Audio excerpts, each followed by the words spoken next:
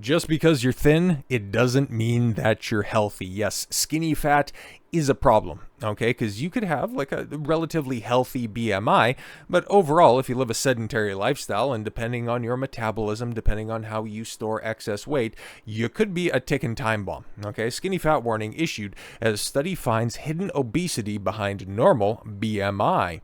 For decades, body mass index has been the go-to number for doctors to decide whether someone is underweight, normal, obese, or overweight. Yes, of course, because it's, for most of the population, it's generally a fine metric because most people, guess what, don't really exercise all that much, don't have an excessive amount of muscle mass on their body. They're just generally pleasantly plump individuals. And given the fact that 70% of certain populations and up to 80%, well, yeah, between 70 and 80% of the population are overweight and still 60% of them are obese, yeah, we got a serious problem. Okay, serious problem. But new global research suggests that it's possible to have a normal BMI, look thin in clothes, and still meet the medical definition of obesity. A large study published in JAMA Network Open based on World Health Organization survey data examined health data for more than 471,000 adults across 91 countries.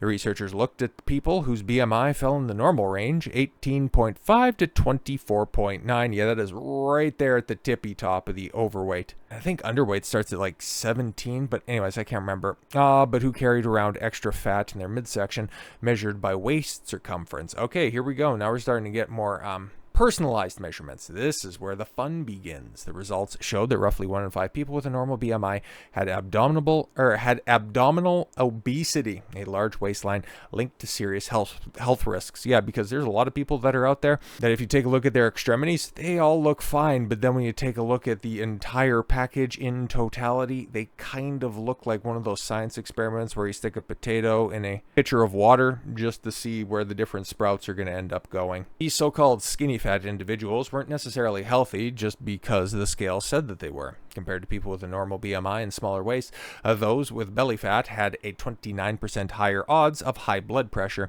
81% higher odds of diabetes, and they were also significantly more likely to have unhealthy cholesterol and triglyceride levels. In short, their metabolism looked like that of people with obesity, even if their weight didn't. The findings seem to expose a blind spot in how obesity is measured. BMI only considers weight and height, but says nothing about where fat is stored. That fat sits deep in the abdomen and surrounds vital organs, is particularly dangerous. Yes, the visceral fat, if you will, fueling inflammation, insulin resistance, and cardiovascular problems. According to the experts, someone can be thin outside, fat inside, a concept researchers call TOFI. What are we talking about here? Lifestyle also plays a role. Yes, as researchers noted, people with normal BMI had belly fat. They were more likely to be inactive, eat fewer fruits and vegetables, have a desk job, or are unemployed. Okay, the combination of a little muscle and a lack of movement makes it easier to accumulate visceral fat, the fat that is around your organs, even without gaining much weight overall. Okay, the latest research suggests that the waist size may be just as important to track as weight. Yeah, doing specific spot measurements is going to better track your overall health than just simply dividing your height over your weight.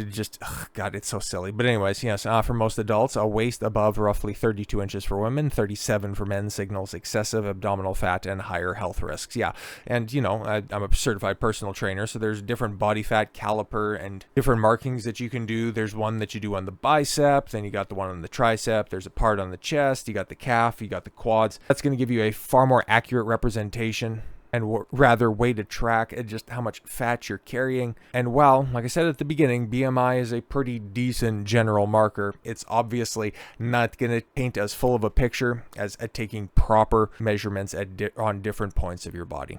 So with all that said, thank you all very much for the gift of your time. I've been Don Consuelo. I want you to follow your gut and get after it. Take care, everyone.